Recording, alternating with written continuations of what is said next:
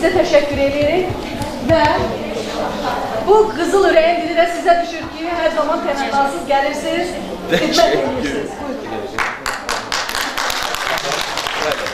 Ürəyin müəllifi buradadır xanım. Bu bizim partiyamıza da bir dəmir yumruq alışdır.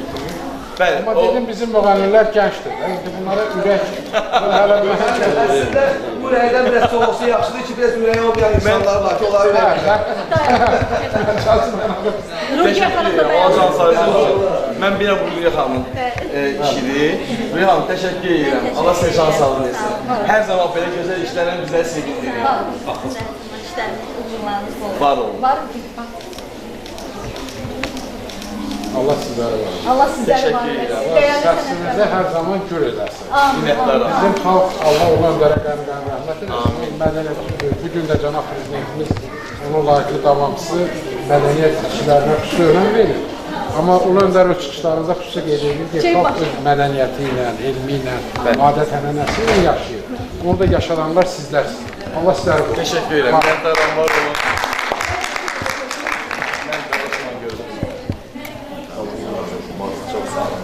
Var olun. Əyləşin. Yaxşı.